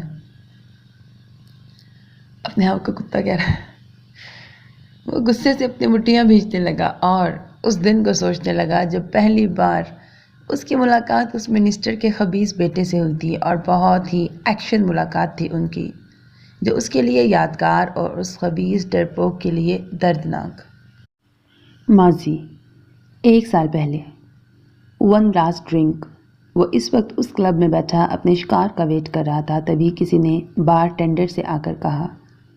وہ عقابی نگاہیں چاروں اطراف میں دوڑا رہا تھا، تبھی اس شخص نے گلاس میں موجود ڈرنک اس کے اوپر انڈیل دیا۔ گالی۔ وہ شدید غصے سے اٹھا اور سامنے کھڑے نشے میں دھت انسان کو گھورنے لگا، جو 2 لڑکیوں کو اپنی باہوں میں لیے کھڑا اسے دیکھ رہا تھا۔ ابیو، یہ انگریزی کا روب ہم پر مت جما، چل یہاں آ، تیرے کو بتاتا ہوں کہ تو کیا بلا ہے۔ وہ شخص خباثت سے اپنے سینے پہ ہاتھ رکھ کر اسے سر تا پیر دیکھتے ہوئے کہنے لگا، تو اس کی نظروں سے وہ سمجھ گیا کہ وہ کس قسم کا مرد ہے۔ تم اپنی ان لڑکیوں کے ساتھ جاؤ، میں آ گیا نا تو تم لیٹنے کے قابل بھی نہیں رہو گے۔ وہ ان دونوں لڑکیوں کی طرف اشارہ کرتا واپس اپنے عقابی نگاہیں چاروں اطراف میں دوڑانے لگا۔ تبھی سامنے کھڑا شخص اس کی بات پر آگ بگولا ہو کر آگے بڑھا اور پہلی غلطی اس کی گردن پکڑ لی۔ پھر کیا تھا؟ پورے کلب میں اس انسان کی چیخیں اور کیپٹن صاحب کا غصہ، جو وہاں کی سبھی چیزوں پر اترنے لگا، حتیٰ کہ وہاں موجود انسانوں پر بھی۔ مارنے کے بعد وہ اسی جگہ پر جا کر بیٹھا۔ تب وہ پھر سے اٹھا۔ تو نے میرے ساتھ یہ کر کے اچھا نہیں کیا۔ تو نہیں جانتا کہ میں کون ہوں، میرا باپ کون ہے؟ وہ شخص شدید غصے سے اس کے سر پہ کھڑا چیخ رہا تھا۔ Yes I don't know who are you. وہ اپنے لبوں پر سگریٹ رکھ کر سلگاتے ہوئے اسے دیکھے بغیر سپاٹ لہجے میں پوچھنے لگا۔ میرا نام ذکی ملک ہے، میں ہونے والے منسٹر ضمیر ملک کا بیٹا ہوں۔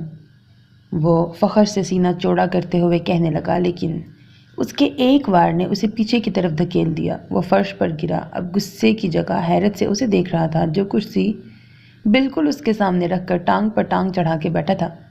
اچھا ہوا جو تم نے خود اپنا پتہ دے دیا، ورنہ مجھے در در کی ٹھوکریں کھانی پڑ جاتی تمہیں ڈھونڈتے ہوئے۔ اب سے تمہاری اور تمہارے باپ کے ضمیر کو جگانے میں روز تمہارے گھر آیا کروں گا۔ لیزی بوائے، تیار رہنا، تم نے ایک ایسے اینیمی کو للکارا ہے جو صرف سر کاٹ کر ہی دم لیتا ہے۔ ذکی ملک سامنے بیٹھے شخص کو اب کے خوفزدہ نظروں سے دیکھ رہا تھا، جو سیاہ کپڑوں میں ملبوس اپنے مضبوط کسرتی جسم کی وجہ سے وہاں سب سے الگ لگ رہا تھا، جبکہ اس لمحے ذکی ملک کو وہ ایک ڈیول لگ رہا تھا۔ ویسے لیزی بوائے، کیا تم ایک نامرد ہو؟ تھوڑی دیر پہلے کی ذکی ملک کی بات کو یاد کرتے ہوئے وہ سنجیدگی سے اسے دیکھتے ہوئے پوچھنے لگا، یہ تم کیا بکواس کر رہے ہو؟ میں نامرد نہیں ہوں۔ اگر تمہیں شک ہو رہا ہے تو کہو، میں تمہیں ابھی ٹریلر کر کے دکھاتا ہوں۔ اس کی بات پر ذکی ملک سخت غصے سے بولا، پھر آخر میں خباثت بھری مسکراہٹ سجا کر اسے دیکھتے ہوئے کہنے لگا، اور اس کی نظروں سے وہ معنی خیزی سے مسکرایا، بکواس میں نہیں لیزی بوائے، یہ تمہاری نظریں کر رہی ہیں، جو لڑکیوں کو کم اور ایک بھرپور جوان مرد کو زیادہ تاڑ رہی ہیں۔ وہ اسے غصہ دلا کر اٹھا، کیونکہ سامنے اسے اپنا شکار آتا ہوا نظر آیا تھا، لیکن ذکی ملک کی بدقسمتی تھی یا اس کے شکار کی خوش قسمتی، جو اس کے سامنے ذکی ملک نے آ کر اس کے چہرے پر مکہ جڑ دیا۔ وہ پھر اگین گالی۔ وہ حلق کے بل چلایا تو ذکی ملک کے ساتھ وہاں موجود سبھی لوگ ڈر گئے، جبکہ وہ غصے سے بری طرح سے لرز رہا تھا، سبز آنکھوں سے چنگاریاں پھوٹ رہی تھیں۔ تبھی اس کی غصیلی اور سخت نظریں ذکی ملک کے اوپر گاڑ دیں اور قدم آگے بڑھا کر شدت سے اسے گردن سے دبوچ کر اس نے اسے اوپر اٹھایا۔ حال یہ سب یاد کرتا وہ مسکرانے لگا، ایک پر اسرار مسکراہٹ چہرے پر سجا کر وہ اٹھا۔ 1 سال ہو گیا تھا اس سے ملے ہوئے، اسے ڈوز بھی تو اس نے نہیں دی تھی اس ملاقات کے بعد۔ اسے اٹھتے ہوئے دیکھ اس کی پوری ٹیم اٹھی اور سامنے بیٹھے سینئر نے تعجب سے اسے دیکھا۔ باس، جلد سارے جرم کے گیدڑ قبر میں سوئے ہوئے آپ کو ملیں گے۔ آئی سویئر وہ سب اب تک مجھ سے نہیں ملے ہیں، اب مل کر بہت پچھتانے والے ہیں، خاص کر وہ ذکی ملک، ضمیر ملک کا بیٹا۔ سلیوٹ کرنے کے بعد وہ سپاٹ لہجے میں کہتا یکدم سے پیچھے مڑا اور سرخ چہرے کے ساتھ وہاں سے نکلتا چلا گیا۔ اب وہ ان سب گناہ گاروں کو بالکل بھی بخشنے والا نہیں تھا، اور اس کی ٹیم کو تو ابھی سے ان سب پر رحم آنے لگا تھا کہ ان سب کا حال بہت برا ہونے والا ہے، کیونکہ ان کے آگے چلتا شخص ایک چلتا پھرتا آئٹم دھماکہ تھا۔ ذکی ملک نفرت میں جلا اس علی عرف آتش بیگ کی اصلیت اور کل رات کے اس کے کالے کارنامے کے بارے میں گاؤں میں جتنے بھی درخت تھے ان کے اوپر یہ پوسٹرز لگا کر سامنے لانے کے لیے لگا رہا تھا، یہ جانے بغیر کہ اب سے کچھ دیر بعد اس کا آخری دن شروع ہونے والا تھا۔ ان پوسٹرز میں علی عرف آتش بیگ نے جو کل رات کی تاریکی کا فائدہ اٹھا کر اپنی ہی حویلی کی عزت پر ہاتھ ڈالا اور فرار ہو گیا تھا، اس کے بارے میں لکھا ہوا تھا۔ ہائی لیزی بوائے، 1 سال سے تمہیں ڈوز نہیں دے سکا، اس کے لیے دل سے معذرت، بٹ اب آ گیا ہوں نا، ساری کسر پوری کر کے جاؤں گا۔ ویسے یہ کیا ہے، مجھے دکھاؤ، میں دیکھوں تو آج کل مائی بوائے کر کے رہا ہے۔ ذکی ملک سارے پوسٹرز لگانے کے بعد گاؤں سے نکل کر اس چھوٹے سے ڈھابے نما ہوٹل میں کھانا کھا رہا تھا کہ تبھی ایک مضبوط شکنجے نے اس کے حلق میں نوالا اٹکا دیا۔ آج کل تو تم بہت خوبصورت کام کر رہے ہو۔ ویسے تمہارا پارٹنر کون ہے؟ کیا یہ گیدڑ ہے؟ اور اس نے کس کے ساتھ اتنا بڑا ظلم کیا ہے؟ پوسٹر پر لگی آتش بیگ کی تصویر کو شدید نفرت سے گھورتا وہ اپنی پکڑ اس کی گردن پر مضبوط کر گیا۔ ذکی ملک تو حلق میں نوالا پھنسنے کی وجہ سے خود کو مرتے ہوئے محسوس کرنے لگا۔ اپنی چچا کی بیٹی کے ساتھ اس نے زیادتی کی ہے، اور تمہیں میرا پتہ کیسے چلا؟ اس کے چھوڑنے پر وہ کھانستے ہوئے کہنے لگا تو اس کی بات پر وہ تھوڑا سا آگے کو جھکا اور ناک اس کی گردن کے پاس لا کر سونگھنے لگا، اور اسے کسی کتے کی طرح سونگھتے ہوئے دیکھ وہ ناسمجھی سے دیکھنے لگا۔ تم جیسے گیدڑوں کو سونگھنا بھی آج کل مہنگا پڑتا ہے، کیونکہ آج کل گیدڑ نہاتے ذرا کم ہیں۔ ذکی ملک کے سوال کے بجائے وہ عجیب جواب دیتا اس چارپائی سے اٹھا جس پر ذکی ملک بیٹھا تھا۔ تم کہاں جا رہے ہو؟ بتاؤ، تمہیں میرا پتہ کیسے چلا؟ کمینے ذلیل انسان! ذکی ملک نے شدید غصے سے اسے موٹی موٹی گالیاں دیتے ہوئے کہا، اور یہی لمحہ شاید ذکی ملک کا آخری تھا۔ وہ مڑا اور سرد نگاہ سے اسے دیکھنے لگا۔ میں مجرموں کو سونگھ کر ان کا پتہ نکالتا ہوں۔ وہ کیا ہے نا کہ مجھے کمپیوٹر سے زیادہ اپنے اس مغرور ناک پر یقین ہے۔ وہ اپنی مغروریت سے اٹھی ناک پر ریوالور رکھ کر سنجیدگی سے کہنے لگا، پھر ریوالور اس کی جانب کرتے ہوئے وہ کچھ دور ٹھہرا، لیکن اس پر اس نے گولی نہیں چلائی، بلکہ ذکی ملک کے پیچھے کھڑی اپنی ٹیم کو اس نے اشارہ کیا۔ وہ اس جیسے کرمنل کو اپنی گولی سے نہیں بلکہ دہشت سے ختم کرنا چاہتا تھا۔ وہ اس جیسے گیدڑوں کو تو اتنی آسان موت نہیں دیتا تھا، انہیں تڑپا تڑپا کر مارتا تھا، روز مارتا تھا۔ کھولو مجھے، یہ کیا حرکت ہے ذلیل انسان! ماہنور کی جب آنکھیں کھلیں تو خود کو اسی رسیوں سے جکڑے ہوئے دیکھ جس سے اس نے کل اسے باندھا تھا، وہ شدت سے چیختی ہوئی خود کو چھڑانے لگی۔ نہیں کھولوں گا لڑکی، اسی لائق ہو تم۔ اگر کل تم مجھے نہ باندھتی تو پیر سائیں اتنی مشکل میں نہیں ہوتے، اور نہ ہی تمہاری دوست ہاسپٹل میں۔ تم ایک سیلفش لڑکی ہو، صرف خود کے بارے میں سوچتی ہو، دوسرا مر رہا ہے یا جی رہا ہے اس سے تمہیں کوئی غرض نہیں ہے، تمہیں صرف اپنی ہی پڑی ہے۔ مضبوط ہونے کا یہ مطلب نہیں کہ تم ہر کسی کو خطرے میں ڈالو۔ عالمداد کو جب غزلان سائیں اور نور حرم کا پتہ چلا تو وہ شدید غصے میں آ کر ماہنور کو انہی رسیوں سے جکڑ کر اسے یہ احساس دلانا چاہتا تھا کہ کبھی کبھی انسان کی ایک غلطی نقصان کا باعث بھی بن سکتی ہے۔ اگر اس نے اسے باندھا نہ ہوتا تو آج غزلان سائیں اتنے درد میں نہ ہوتا، اور نہ ہی نور حرم ہاسپٹل میں۔ اسے رہ رہ کر ماہنور پر غصہ آ رہا تھا کہ کیا ہوا نوری کو، وہ ہاسپٹل میں کیوں ہے؟ وہ نور حرم کا ہاسپٹل میں سن کر تڑپ اٹھی اور آنکھوں میں فکر لیے اس سے پوچھنے لگی، تمہاری غلطی کی وجہ سے لڑکی، تمہاری دوست ہاسپٹل میں ہے۔ عالمداد نے سخت تاؤ میں آ کر کہا، کیا مطلب؟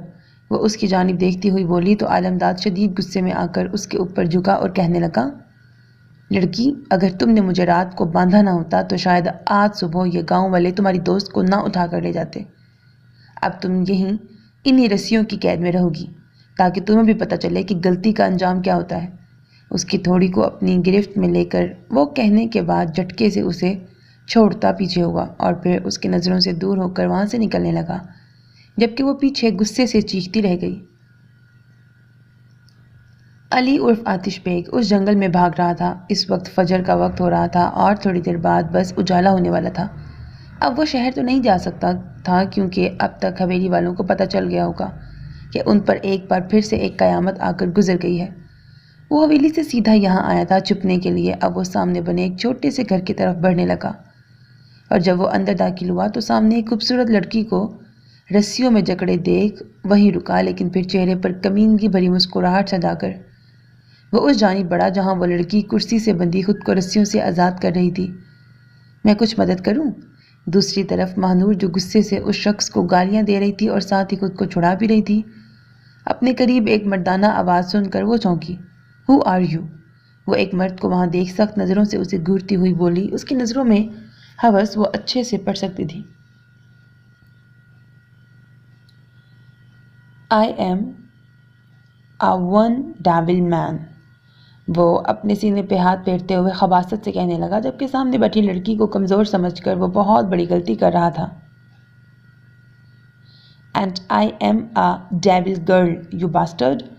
رسیوں سے آزاد کراتی وہ غصے سے اپنی ٹانگیں اٹھا کر اس گالی انسان کے چہرے پہ مار کر پیچھے ہٹی۔ علی عرف آتش بیگ اس کے کک مارنے پر جا کر پیچھے گرا اور صدمے سے اس لڑکی کو دیکھنے لگا جو شدید غصے سے کھڑی اسے گھور رہی تھی۔ یہاں سے چلتے بنو ورنہ وہ حال کروں گی میں تمہارا کہ تم اپنی نسل آگے بڑھانے کے قابل بھی نہیں رہو گے، ذلیل انسان۔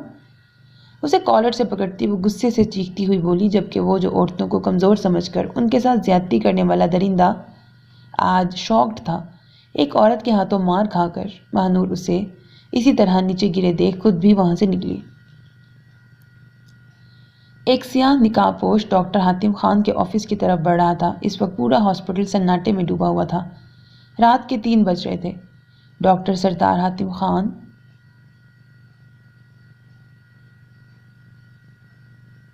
آگے وہ گالی دیتا ہے۔ وہ اپنے چہرے سے نقاب ہٹا کر ڈاکٹر حاتم خان کے روم میں داخل ہوا۔ گالیاں کچھ زیادہ نہیں ہے اس میں۔ اور سامنے لگے کیمرے کے اوپر اپنے منہ سے ببل گم نکال کر لگاتے ہوئے پر اسرار مسکراہٹ چہرے پر سجا کر سامنے ٹیبل کی جانب بڑھا اور ٹارچ کھول کر وہاں موجود سبھی مریضوں کی فائل میں سے اس کی فائل ڈھونڈنے لگا۔ میں نے صحیح پہچانا ڈال، تمہارے ساتھ بہت بڑی ٹریجڈی ہوئی ہے اور مجھے پتا ہے کہ اس میں کون ملوث ہے، بٹ ڈونٹ وری، اس کمینے کی گردن بہت جلد میری مٹھی میں ہوگی۔ وہ نفرت سے کہتا اس فائل کو واپس اسی جگہ پہ رکھ کر تیزی سے باہر نکلا۔ اب اس کے قدم اس روم کی جانب تھے جہاں وہ غزالی آنکھوں والی موم کی گڑیا ایڈمٹ تھی۔ اے سلی گرل، آر یو میڈ؟ جب وہ اس روم میں پہنچا تو سامنے کے منظر پر وہ آگ بگولا ہو کر تیزی سے آگے بڑھا، جبکہ فاطمہ شاہ جو اپنی زندگی سے بیزار ہو کر سامنے رکھے میڈیکل کٹ سے چاقو ہاتھوں میں پکڑ کر اپنی نس کاٹ رہی تھی، اس سخت گیر لہجے پر وہ ڈر گئی۔ یہ کیا کر رہی تھی سلی گرل؟ اگر تمہیں کچھ ہو جاتا تو بتاؤ، میرے بھائی کا کیا ہوتا؟ اس کا تو پورا امیج ہی خراب ہو جاتا، ساتھ ہی یہ ہاسپٹل سے بھی اسے ہاتھ دھونا پڑتا۔ وہ اسے شانوں سے پکڑ کر پیچھے دیوار پر غصے سے پش کرتا سرد لہجے میں کہنے لگا۔ اسے ابھی تھوڑی دیر پہلے لگا کہ اگر وہ لڑکی کچھ غلط کر لیتی تو اس کا کیا ہوتا۔ یہ سوچ اب بار بار اس کے دماغ میں آ کر اسے جنونی بنا رہی تھی۔ چھوڑیں، وہ رات کے اس وقت ایک مرد کی انگلیوں کے لمس کو اپنے شانوں پر محسوس کرتی بری طرح سے کانپ کر اٹکتی ہوئی کہنے لگی، شٹ اپ۔ اس کے ڈرنے پر نہ جانے کیوں اسے اچھا نہیں لگا، تو وہ غصے سے چیخا تو وہ ڈر کے مارے زور سے چیخی۔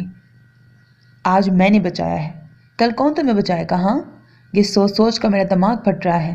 مجھے پتا ہے تمہارے ساتھ بہت بڑا حادثہ ہوا ہے، لیکن اس کا مطلب یہ نہیں کہ تم خودکشی جیسا گناہ کرو۔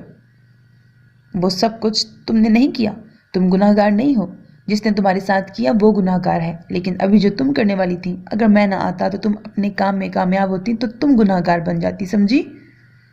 وہ اسے زور زور سے جھنجھوڑ کر سرد لہجے میں کہنے لگا، جبکہ وہ اس کی سرد آواز اور لمس پر بری طرح سے لرز کر ڈر کے مارے رو رہی تھی۔ اگر تمہیں مرنے کا اتنا ہی شوق ہے تو یہ لو اور ساری گولیاں اپنی کنپٹی میں اتار دو۔ اگر ہمت ہے تم میں تو یہ لو، پکڑو۔ اپنا ریوالور اس کے آگے کرتا وہ شدید غصے سے بولا، ڈیم اٹ، پکڑو اسے۔ اسے اسی طرح روتے ہوئے دیکھ اس نے غصے میں آ کر زبردستی اپنا ریوالور اس کے ہاتھوں پہ رکھا۔ ہمت نہیں ہے محترمہ کے اندر اور چلی ہیں خودکشی کرنے۔ جب اسے ریوالور اسی طرح پکڑے کھڑے دیکھا اس نے تو طنزیہ انداز میں کہتا آگے بڑھا اور اس کے ہاتھوں سے ریوالور لے کر اسے دیکھنے لگا جو اسی طرح لرز لرز کر سسکیاں لے کر رو رہی تھی۔ شاباش، جاؤ لیٹ جاؤ، میں چلتا ہوں، لیکن یاد رکھنا میری نظریں تم پر ہی ہیں۔ اگر تم نے پھر سے ایسا ویسا کچھ کیا تو میں تمہیں اٹھا کے لے جاؤں گا۔ وہ اسے لیٹنے کا حکم دیتا آخر میں اسے سخت دھمکی دیتا تیزی سے روم سے باہر نکلا۔ فاطمہ شاہ اس کے باہر نکلتے ہی جلدی سے بیڈ پر جا کر لیٹی اور سر تا پیر کمبل اوڑھ گئی، جبکہ حیدر خان باہر کھڑا اسے ہی دیکھ رہا تھا۔ اس کی حرکت پہ مسکرا اٹھا۔ ایک ہفتے بعد، shoot me, I said shoot me. سامنے کھڑے اپنے جونیئر کو اپنا ریوالور تھما کر دور جا کر کھڑا ہوا اور سنجیدگی سے کہنے لگا، جبکہ اس کا جونیئر پھٹی آنکھوں سے اپنے سر کو دیکھ رہا تھا۔ سائیکو تو وہ پہلے سے تھا، لیکن آج تو وہ حد ہی کر رہا تھا۔ بھلا ایک لڑکی سے ملنے کی خاطر کون خود کو گولی مار سکتا تھا؟ ہاں، ایک سائیکو بد دماغ انسان خود کو مار سکتا تھا۔ I said shoot me damn it, وہ اسے گھورتے ہوئے سرد لہجے میں گرایا۔ Sir, is it necessary? Junior سنجیدگی سے اس سے پوچھنے لگا۔ یس، دیٹ از امپورٹنٹ، وہ سگریٹ سلگا کر اپنے ہونٹوں سے لگاتے سپاٹ لہجے میں کہتا، اپنے ہاتھوں سے اپنے کندھوں کی جانب فائر کرنے کے لیے اشارہ کرتا۔ وہ اپنے جونیئر کو ڈرا گیا۔ بٹ وائی سر، ایک لڑکی کے لیے آپ یہ کیوں کر رہے ہیں؟ لڑکی بھی وہ جس کے ساتھ… جونیئر سخت تپتے ہوئے کہہ کر اسے دیکھنے لگا تو اس کی سبز آنکھوں میں سرخ ڈورے دیکھ اسے خود کی غلطی کا شدت سے احساس ہوا۔ Stop your bullshit. سبز آنکھوں میں غصہ پتہ نہیں کیوں اتنا آ گیا تھا اور رگیں اس کی کیوں یکدم سے تننے لگی تھیں۔ اس کی سمجھ سے باہر تھا یہ سب کچھ۔ کیوں وہ روز اس لڑکی کو دیکھنے کے بہانے اس ہاسپٹل جاتا تھا جہاں وہ صرف اپنے بڑے بھائی کو تنگ کرنے مہینے میں ایک بار جایا کرتا تھا؟ اب کیوں اس کا وہ پتھر دل جو کبھی کسی کے لیے رحم دل نہیں ہوا تھا، وہ ضدی دل روز کیوں اس سیاہ خوفزدہ آنکھوں کی نمی پونچھنے کا کرتا تھا؟ وہ پہلے سے سائیکو کے نام سے ہر جگہ مشہور تھا، اب اس کا دل کیوں چاہتا تھا کہ وہ ایک سڑک چھاپ عاشقوں والی حرکتیں کرتا پھرے؟ ٹھا! جونیئر نے گولی اس کی گھوری سے ڈر کر چلا دی۔ جب گولی نے اس کے مضبوط کندھے کو چھوا وہ درد سے اپنی آنکھیں سختی سے میچ گیا۔ پھر تھوڑی دیر بعد اس کی مونچھوں تلے سختی سے دبے ہونٹ مسکرا اٹھے۔ مائی گڈ بوائے۔ وہ آنکھیں کھول کر اپنا کندھا پکڑ کر آگے بڑھا اور دوسرے ہاتھ سے اس کے سر پہ ہاتھ رکھ کر اپنی سبز آنکھوں میں چمک لیے وہ شوٹنگ ہاؤس سے باہر نکلا۔ اب اس کا رخ ہاسپٹل کی جانب تھا۔ وہ بری طرح سے سسک سسک کر رو رہی تھی کیونکہ سامنے کھڑے اس سائیکو انسان کے مضبوط کندھے سے لبالب خون بہہ رہا تھا۔ I sad stop this. جب وہ خاموش نہیں ہوئی تو مقابل سخت غصے سے اپنے ریوالور دوسرے ہاتھ سے نکال کر اس کی کنپٹی پہ رکھ کر گرایا۔ اوکے، میں کچھ نہیں کہوں گا، تم یہ بند کرو، مجھے روتی دھوتی لڑکیاں سخت زہر لگتی ہیں۔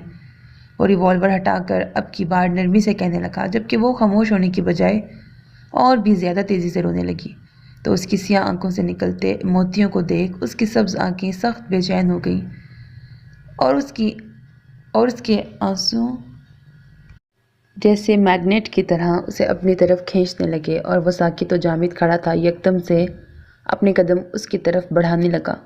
وہ نازک وجود بری طرح سے لرز لرز کر سسکیاں لے رہی تھی۔ اسے اپنی طرف بڑھتے ہوئے دیکھ ڈر کے مارے اس ہاسپٹل کے چھوٹے سے بیڈ سے اٹھنے کی کوشش کرنے لگی، مگر بے سود۔ اس کی ٹانگوں میں اتنی طاقت اب نہیں بچی تھی کہ وہ اب خود کو سامنے کھڑے مرد سے بچا سکے۔